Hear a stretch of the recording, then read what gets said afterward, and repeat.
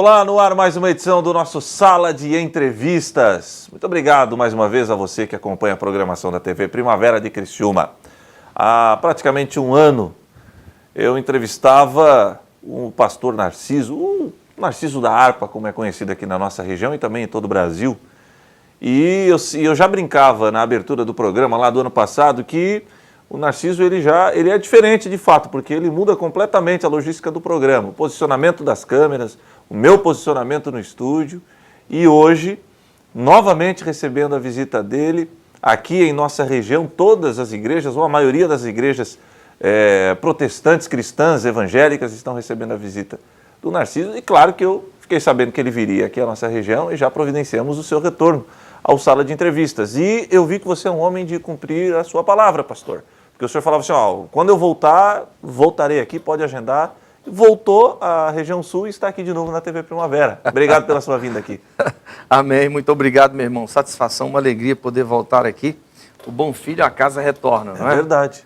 É. Pai do Senhor, né? Amém, paz do Senhor. E durante esses 12 meses aí que nós gravamos o primeiro Sala de Entrevistas, o senhor voltou lá para a região centro-oeste, já percorreu o Brasil também.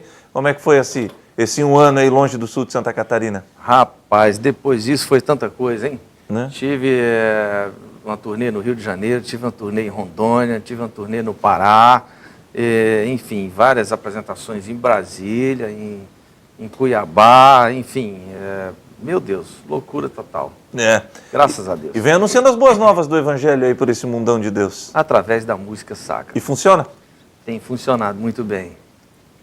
E vem pregando, como disse Jesus, quando João Batista mandou os seus discípulos perguntarem se ele mesmo era aquele que eles estavam esperando ou se deveriam esperar mais um pouco, né? E aí ele disse, diga a João Batista que os cegos enxergam, os coxos andam. Exatamente. E a gente vem vendo Deus trabalhar aí de forma preciosa, né? Aliás, o Brasil passando por um momento bastante difícil. E até que ponto o Evangelho de Cristo pode cooperar para que a nação ela saia desta situação, pastor?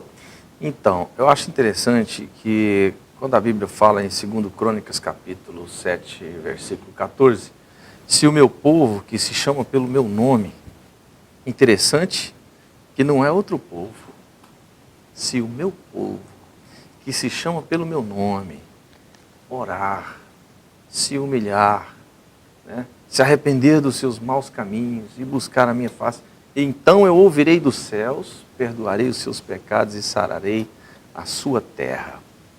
Eu acho que a mudança depende muito mais da igreja, do meu povo, como diz a palavra. Não é verdade? Porque claro, vós sois o sal da terra, a luz do mundo. Então, eu creio, meu irmão, que infelizmente nós temos um percentual de culpa pelo fato do nosso país estar desse jeito. Total, eu acho, né? Eu acho que total. Temos deixado de observar as Escrituras, o Evangelho. Então, se o meu povo volta na 2 Crônicas 7,14, realmente depende mesmo do povo de Deus, depende de nós para orarmos e interceder pelo nosso país para que haja uma mudança, né? Que realmente o nosso país está atravessando uma situação difícil em todas as áreas, moral, espiritual, política, social, todas as áreas. Bom, o senhor percorre praticamente todos os estados brasileiros e a nação brasileira, de fato, ela clama por justiça ultimamente, né? Ela clama por uma cruzada contra a corrupção. E eu já vou puxando esse outro viés, porque eu sei que o senhor é um homem muito esclarecido. O senhor acha que toda essa situação envolvendo o impedimento da presidente Dilma Rousseff, agora da presidente afastada Dilma Rousseff, com a posse do presidente interino Michel Temer, de fato o Brasil precisava passar por esse remédio amargo para encontrar sua cura? São os trâmites. É necessário que haja alguma coisa, alguma mudança. Então, eu entendo que o povo brasileiro espera alguma coisa acontecer, porque chegou num ponto que não dá mais para a gente ficar esperando. Então, nós temos que aguardar uma mudança. Seja ela qual for, tem que acontecer uma mudança nas diretrizes do nosso país. E até que ponto o povo evangélico pode ajudar a procurar essa mudança? O evangélico tem que se meter com política? Precisa se inteirar mais sobre política? Eu entendo que temos que ter, todas as classes, o evangelho, o evangélico deve sim envolver com política, desde que não seja pastor. Né? No meu raciocínio, o pastorado é algo mais... ele tem que preocupar mesmo com a igreja. O pastor tem que preocupar com a igreja, não com política. Agora, um terceiro evangélico, eu acho que é necessário entrar na política, sim. E que entre e que dê exemplo, né? Porque, infelizmente, nós temos alguns que não estão dando exemplo. Se a gente for olhar para a Bíblia, Daniel, a posição que ele ocupava naquela época era como se fosse um senador da República hoje. No entanto, a vida dele foi exemplar. Próprio José no Egito, né? E José do Egito, enfim. E deu exemplo. Né? Deu exemplo. Como sal, como luz, né? Deu exemplo. Então, que mais evangélicos se envolvam com a política e realmente que leve a bandeira do evangelho e que faça, e que seja sal e que seja luz, para que haja, né? Para que venha salgar essa nação aí. Bom, a gente já falando um pouco sobre política, eu sabia que o pastor Narciso não iria se esquivar disso, porque eu sei que o senhor é um homem esclarecido e eu sei que o senhor está imagina. Agora, deixa eu mudar aqui para a nossa seara. Vamos falar um pouquinho de música. Álbum novo, disco novo, saiu alguma coisa nesse um ano? Projeto? Não, ainda não. Eu tenho só mesmo os 5 títulos. Os álbuns, 5 álbuns, né? 5 álbuns. Volume 1, 2, 3, 4, 5, com hinos tradicionais, instrumental, né? Bem claro, porque eu não sou cantor, eu sou solista de harpa. O senhor não canta, não arrisca um... Eu gosto de cantar, mas eu nunca gravei. Até no Glória a Deus. É mesmo? Eu sou terrível para cantar. Então, eu gosto de cantar, mas nunca arrisquei a gravar a minha voz. Eu nunca arrisquei gravar a minha voz. Eu gosto de cantar.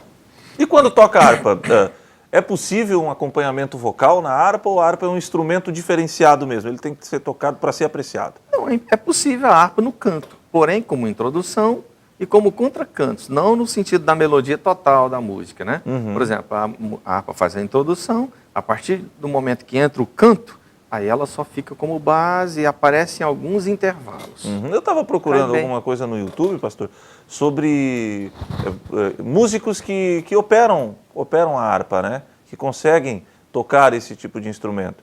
E tudo, quando a gente vai procurar no YouTube, cai para o senhor. No Google, direciona para o seu nome. E por que a gente tem poucos músicos que manuseiam esse tipo de instrumento? Porque ele é muito difícil de aprender? Eu acho que é questão de cultura. Por exemplo, esse tipo de harpa, né? Porque existe vários tipos de harpa. Essa é a harpa conhecida como harpa paraguaia. Por quê? É porque ela é de uma escala diatônica. Essa não é paraguaia, porque é fabricada em Jataí, Goiás. É uma harpa 100% brasileira. Tanto a madeira, que é feita de cedro, esse cedro de Rondônia, que é o melhor cedro do Brasil, e quanto o artesão, que é o seu João Messias, lá de Jataí, Goiás, que é o artesão fabricante dessa harpa. Ela é 100% brasileira, porém é o mesmo instrumento da harpa paraguaia. É de uma escala diatônica. O que é a escala diatônica? É como se fossem as teclas brancas do piano, sem as pretas. Por isso que ela tem suas limitações. Por isso que cai bem nos hinos tradicionais, naquilo que é mais simples, musicalmente falando. Na músicas natalinas, guarânias, rasqueadas e polcas. Né? O senhor disse que essa harpa é fabricada no interior de Goiás. De Goiás, Jataí, Goiás. Mas é só sob pedido ou é fabricada em grande escala? Não, é só sob encomenda, né? Devido à procura ser pouca, o artesão só faz sob encomenda. E quanto é que custa um instrumento desse? Hoje custa, esse, por exemplo? Hoje custa R$8.000. 8 mil, é um instrumento caro, realmente. Rapaz, eu não acho caro. Pelo tanto que é maravilhoso, difícil de fazer, óbvio, raro, certo. E tanto que é belo, eu acho que é um valor até baixo, ó, deveria ser um pouco mais. O senhor já pensou em dar aulas de harpa para membros da igreja lá onde o senhor congrega, ou já acontece isso? Já acontece isso de uma forma seguinte, eu sou representante exclusivo do seu João Messias, e, inclusive nessa ocasião que estou aqui, vim trazer uma harpa para o nosso amigo que está ali atrás das câmeras, que é o irmão Paulo, que ele é obreiro aqui no Ministério da Graça, né? E ele tem o sonho de tocar harpa. Nessa ocasião eu vim trazer a harpa para ele, e ministrar nas aulas. E ele já ele viabilizou uma turnê para mim nas igrejas. Então, durante a noite eu estou nas igrejas divulgando o meu trabalho e durante o dia estou ministrando as aulas para ele.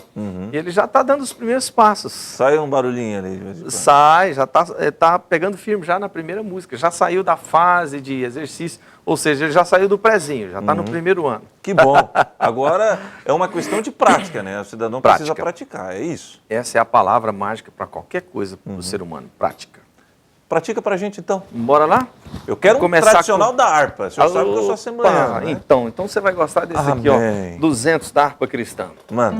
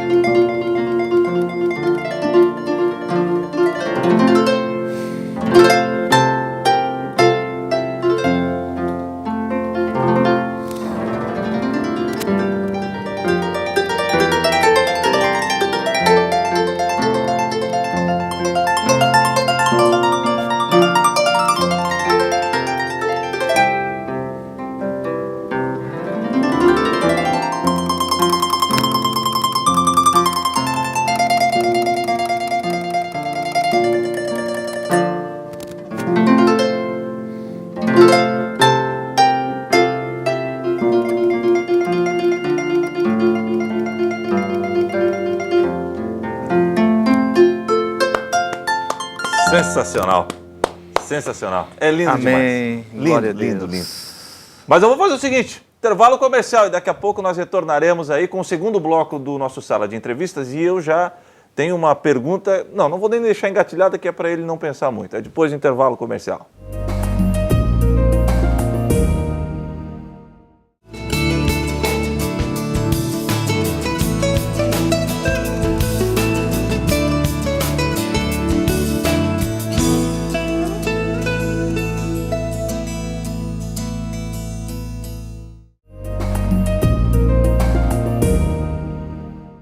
De volta com o nosso Sala de Entrevistas. Hoje o meu convidado está aqui, ó, o Narciso Lucena, o Narciso da Harpa, como é conhecido, ele que estava se apresentando, fez uma turnê aqui pela região, pelas igrejas evangélicas aqui da região. Pergunta, foi só para fazer um drama, não é pergunta difícil não. Eu estava reparando que são cordas coloridas. Estética ou serve para identificação? Exatamente, para identificação. O azul é dó, o vermelho é fá e assim sucessivamente. Imagina se fosse tudo branquinha. Como é que vai se achar ali, né? Exatamente. São quantas cordas mesmo? O senhor já disse, né? 38. 38 cordas. Cada uma com a sua função. Cada uma com a sua função. São 7 notas mesmo. As outras cordas só repetem as notas em oitavas diferentes. A primeira vez que o senhor veio aqui, me chamou muito a atenção que o senhor disse que a música sem sombra de dúvidas, ela é inspirada por Deus. E a harpa, ela já é talvez seja, talvez não, ele foi o primeiro instrumento a ser citado na Bíblia e com certeza se torna o instrumento mais antigo da história da humanidade.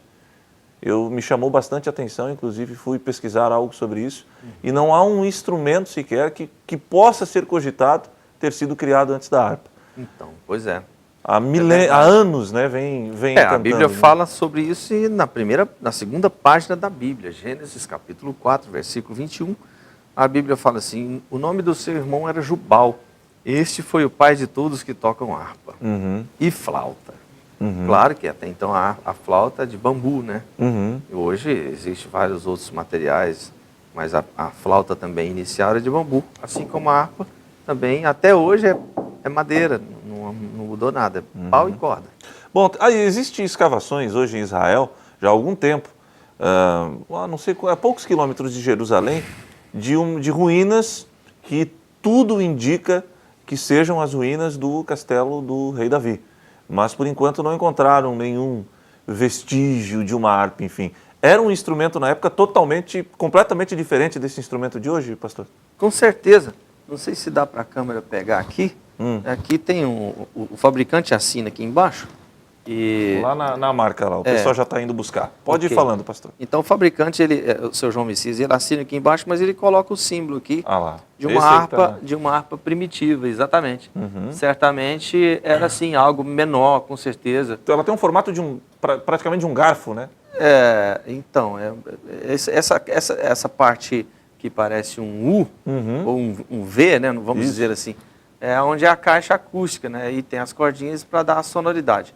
A caixa acústica era de couro na época, madeira e couro, né? A questão do tampo, para ressonar.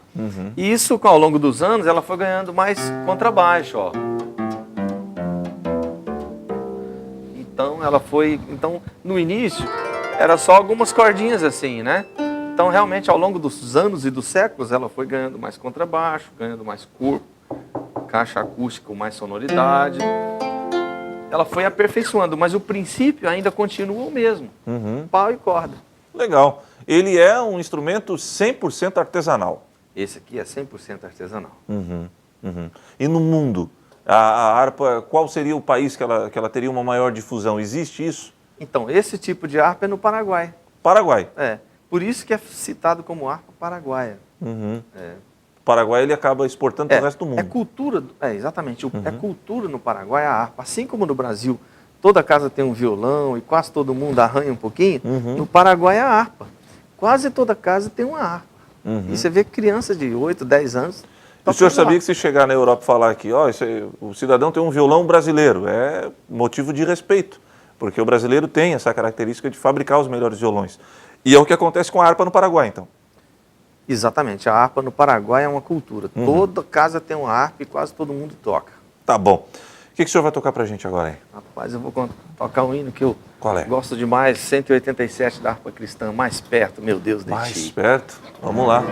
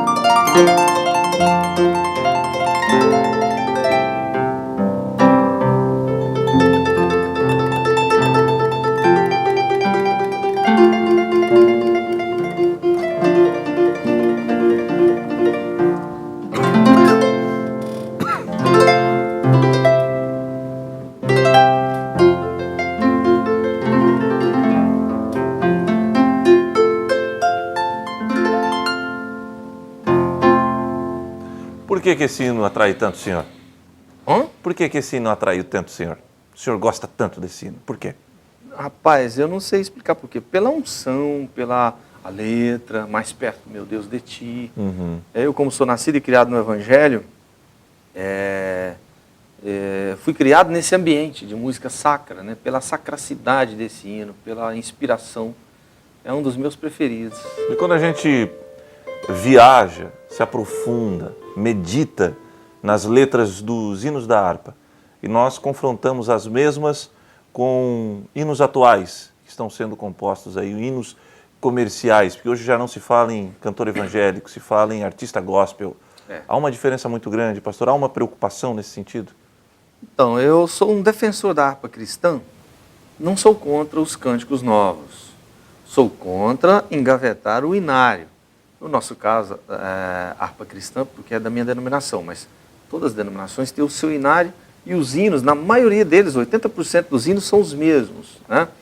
Então eu vou usar a nomenclatura inário. Não sou contra os cânticos novos, alguns deles sim, mas tem muita coisa boa, cânticos novos, bonitos. Não sou contra os cânticos novos, sou contra engavetar a harpa. Não é feliz, aliás, o inário, não é feliz a denominação que engavetou o inário. Assim como também não é feliz uma denominação que não aceita alguns cânticos novos. Acho que nós podemos nos dar as mãos e caminhar de mãos dadas.